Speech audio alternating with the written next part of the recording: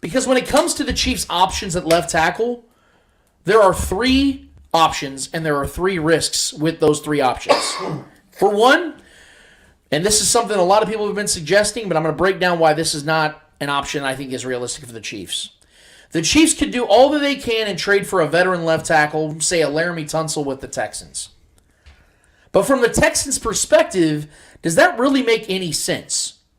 Biggest reasons why?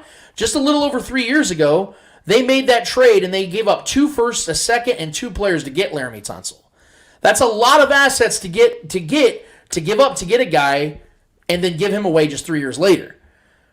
Plus, Tunsil is only 28 years old, and the Texans are about to draft their rookie franchise quarterback. Why would you trade a top 10 left tackle in his prime right before doing that? Tunsil is also on the last year of his deal. The Texans have a ton of cap space. I think it's like 3rd or 4th most right now. They could literally pay him whatever it took to keep him. And just as a side note, why in the hell would the Texans want to trade their badass left tackle in his prime to the Chiefs? You really think the Ravens would have traded Orlando Brown Jr. to the Chiefs had they not already had Ronnie Stanley and that extension in place? Would not have happened. Number 2, the Chiefs could draft their starting left tackle. This is also another popular belief. As we all know, the Chiefs have the 31st overall pick. Here are just a few of the best left tackles currently in the NFL and where they were drafted. Trent Williams, 4th overall pick. 𝚂𝚗𝚁𝚗𝚗, 13th overall pick. Tyron Smith, 9th overall pick. Ronnie Stanley, 6th overall pick. Rashawn Slater, 13th overall pick.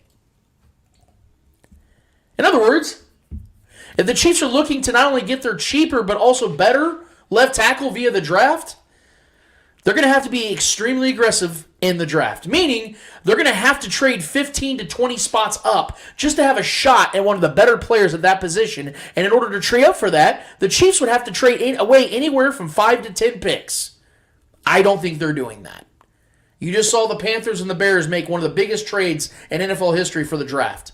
Not often do you see the 1st overall pick get traded away, and you saw what they had to give away. If the Chiefs are trying to move up 15 to 20 spots when the Jags only moved up about 8 spots, imagine what they're going to have to give up. And here's the 3rd option.